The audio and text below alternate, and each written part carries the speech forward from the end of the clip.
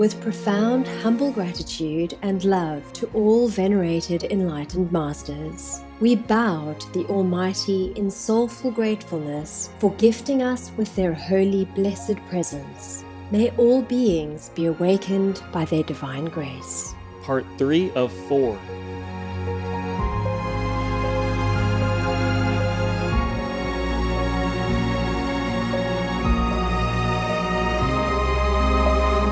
Etc. Be vegan, make peace, do good deeds, heaven Godspeed. Our programs offer many languages. Please visit suprememastertv.com/schedule. Nos programmes offrent plusieurs langues. Veuillez visiter suprememastertv.com/schedule. Nuestros programas ofrecen varios idiomas. Visiten suprememastertv.com/schedule. 我们的节目提供多种语言，请看 suprememastertv.com/schedule. I'm going to talk about the relationship between meat and cancer, because this is one of the main issues in the world of nutrition. Please stay with us to enjoy this illuminating Congress. No to vegan? Distance yourself from your own loving heart.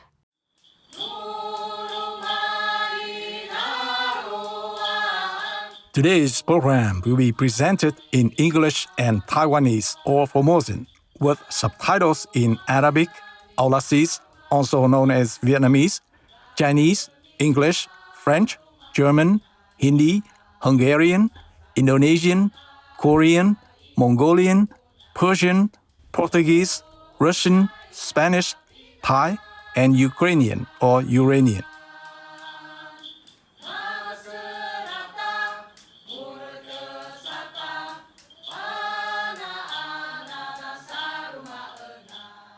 欢迎亲切的观众，以总称句，这是闽南语的"我是忠诚"的意思。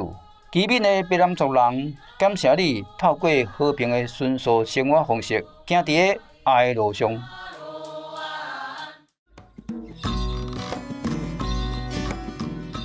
闽南族是台湾又叫做福尔摩沙，特有的原住民族之一。因住伫台东平原的西部山脚，甲台湾华东纵谷南边的冲积平原。自古以来，因建造干蓝式建筑的建筑工艺就足互人学乐的。干蓝式建筑是处理村里事务的所在。这类建筑物是台湾又叫做福尔摩沙原住民族群中上悬也是上大的结构之一。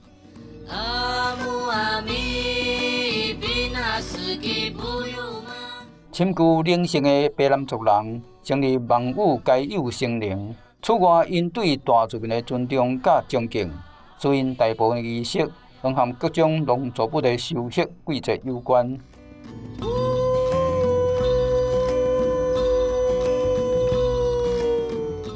因嘛拥有丰富的音乐遗产，做一了多位著名的现代音乐家。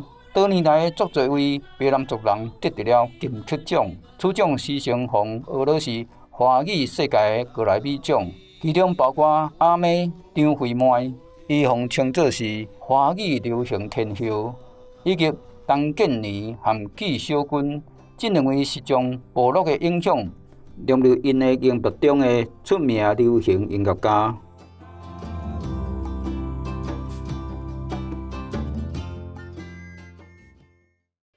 2010年12月，伫杜拜国际展览中心举办第一届中东素食大会，邀请大众做伙探讨植物性的生活方式。活动由中东素食组织主办，由2010年中东天然有机产品店的赞助，阿拉伯联合大公国杜拜卫生局的合办。2天的活动提供了研讨会、专题座谈。全球各专家的影音信息放送，以及活力的素食大餐。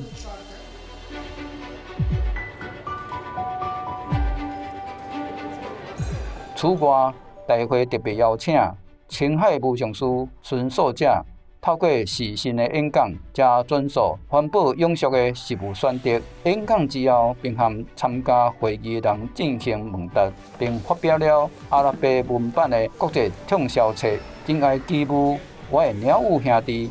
在一个发表进前就已经销售1空。《真爱基母，我的鸟友兄弟》由阿布达比政府下属的阿布达比媒体公司附属的联合印刷和出版公司出版。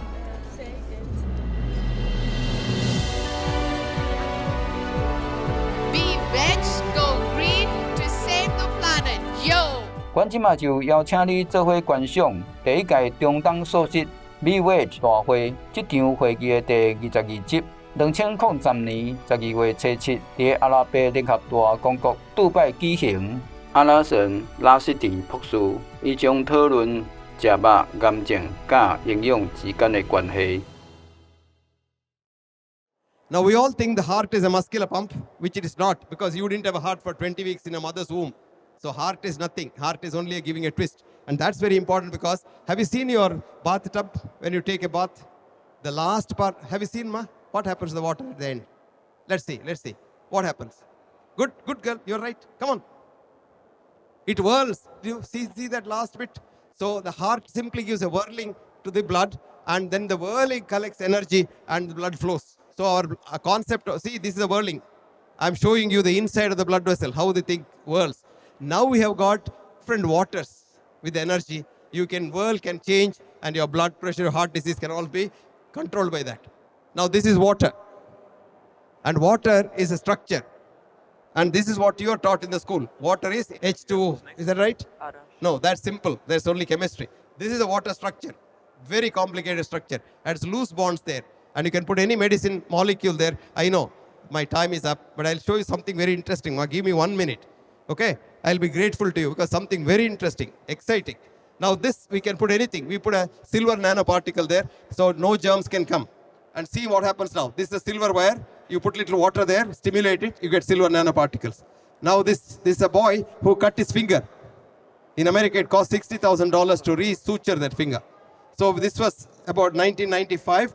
So this was a finger, 16th May 1995. We put the silver on top and then stimulated, changed the polarity. Now 3 days later, the finger is all clean. We didn't do nothing except the silver. And after that, the finger has grown half an inch. And you see the finger has grown almost full. And now you have the whole finger. And if you want to know what the finger was like, that's where it is.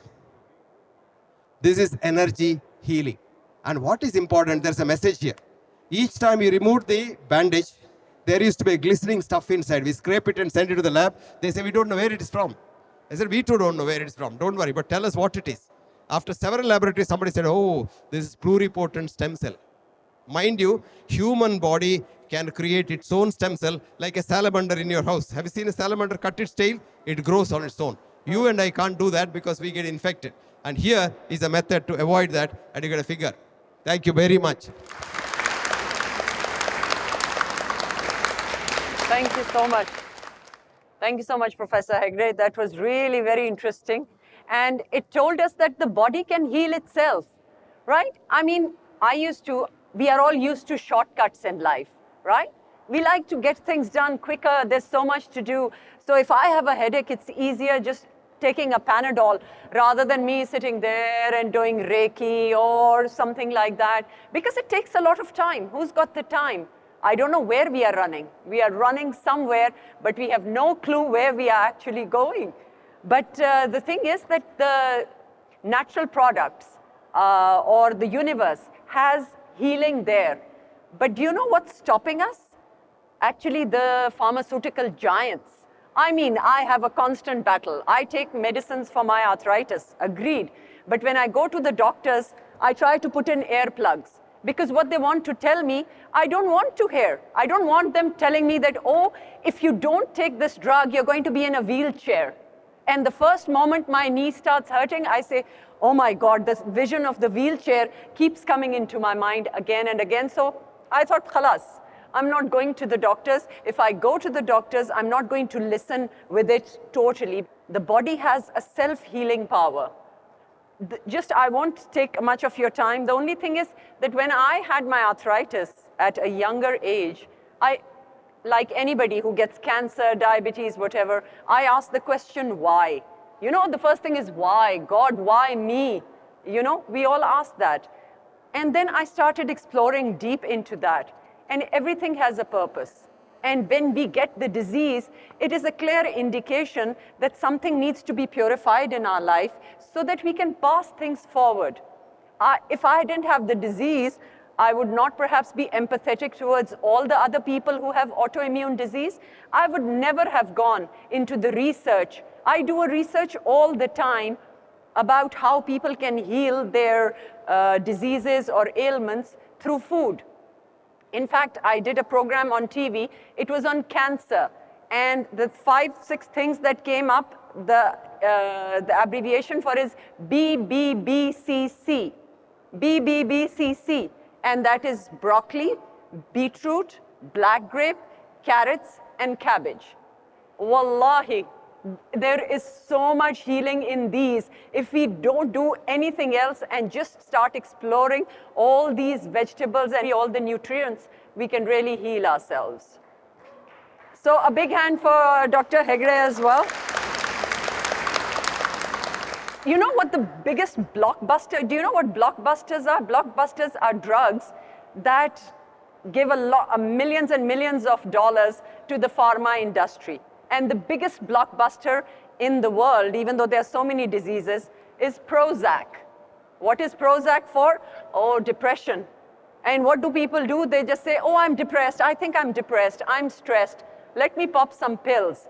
And it never has the impact because the symptoms might go down, but the problem still remains. So all these ideas about breathing and yoga, that can really heal ourselves only if we are tuned towards it, right? Isn't that true? Excellent. So now we will be having a very interesting topic by Dr. Arash Rashidi. First, let's give a big hand to Dr. Hegde. Thank you so much, Dr. Hegde. I really enjoyed your presentation, especially about global warming, how he's put it into such an interesting perspective. And a little bit about Arash. It was a pleasure talking to him last night over dinner as well. He had lots of good ideas to share. He was born in Tehran. He did his BSc, MSc, and PhD, all in nutritional sciences at Shahid Behishti University of Medical Sciences, Tehran. As a human nutrition student, Arash was initially very interested in biomedical sciences, but gradually he shifted his studies into nutrition, epidemiology, community nutrition, and food and nutrition policy and planning. In years, he's shown, so much enthusiasm with R&D and with developing new functional foods, etc. He is also doing his MBA program in Mahan Institute, and he has co-authored scientific articles in 17 local and international journals. On the other hand, he's a language lover and he enjoys his learning French, and his hobbies are traveling and trekking. So let's put our hands together for Arash.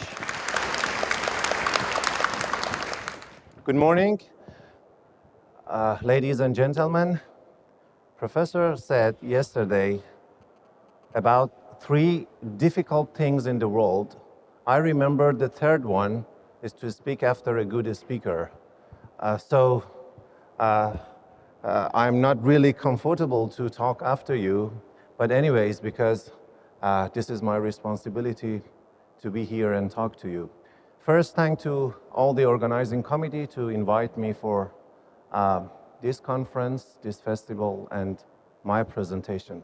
I'm going to talk about the relationship between meat and cancer, not because we are in a vegetarian conference and not because I'm an ovo-lacto-vegetarian, but because this is one of the main issues in the world of nutrition.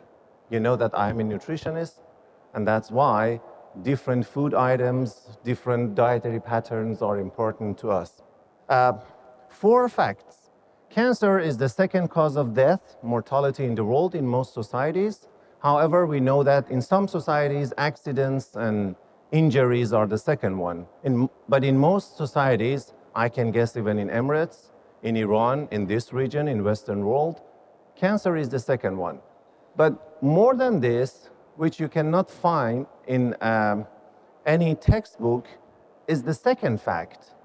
This is the first, let's say, cause of fear and anxiety. For healthy people, it may come up from somewhere, one day, nobody knows. And then the treatment is much tougher than coronary vascular disease as the first cause of mortality and death. And even it is a fear and anxiety for the family of the patient, even for the health staff. So in terms of the quality of life, it's very important to try something, make research or do research or find good management alternatives to manage cancer. The third fact is, especially because of these two, and of course this is economy, this is business, billions of dollars each year is spent for research and management of cancer. And sometimes this is an opportunity because I know many of my friends who were going to continue their graduate studies for PhD. If you have a proposal on cancer, money is there because everybody can support it. The fourth one is nutrition and lifestyle play as a major role. There is an estimation from the American scientists. They have shown that 30 to 40% of causes of cancer can be related to nutrition. And if we add other aspects of lifestyle like stress, like alcohol drinking, like cigarette smoking, then it would be a very big share of cause. Because of all those facts I mentioned, in this, let's say, decade, around 2000, there was a group of scientists. They gathered together with a big money and they tried to collect all information and research results to see which cancer can be related to which food items. And you can see the cover of the report of the research. And here I have brought the book. This is a joint activity by World Cancer Research Fund and American Institute for Cancer Research. Many scientists were in, and several universities in UK, in United States, in Italy, in Holland, Wageningen University. So they collected all valid research. I'm trying to convey this message correctly. Valid research, because as Professor said, there are lots of research, lots of articles, but they are not valid because there are some problems in sample size, in methodology, in analysis, in interpretation. These scientists, these great scientists, try to collect the valid research, put them together, review them, and draw their conclusion. Which food item can cause which, or act as a risk factor for which cancer type. And this is a 500-page report. You can download it on internet freely. Even you can ask the organization, they will send it to you free of charge. The last page of this report is a matrix, and I will show you there to show the relationship between different types of cancers and different food items or different risk factors. I like this sentence very much because at the beginning of this report, the principal investigator of this project says, WCRF, this is World Cancer Research Fund, also appreciated the parallels between causes of cardiovascular disease and cancer. In general, recommendations in this report to prevent cancer will also be of great relevance to cardiovascular disease. And this is a very important point in science today. Cancer, diabetes, hypertension, coronary vascular disease, stroke, they are not separate. So it doesn't need to take different strategy to prevent them. If you have healthy lifestyle, you can prevent, because these scientists says after the review, that recommendations for cancer prevention is similar to recommendation for cardiovascular disease. And it's very interesting that scientists have shown even in a community with undernutrition, then there is a risk of overnutrition. So they are not different diseases. There are same roots for different disease. So it seems that all societies are in a process, but in different stages. It doesn't mean that undernutrition, wasting, stunting is different than obesity. Now we know that people in less developed countries, they are experiencing more obesity. It means that poverty and obesity are linked together. It's not the affluence that cause obesity. There is the only one exemption, which is alcohol. The recommendation of alcohol consumption is totally different from cancer prevention perspective and cardiovascular disease perspective. In this report, you will have 3 levels of evidence. If the relationship between one risk factor or protective factor with a type of cancer is really strong, I mean, we have enough data to say there is a link, they name it convincing. They say this is convincing evidence. It means that we are sure, almost sure. With this level of knowledge and science, we are sure. If there is a moderate relationship, it is probable.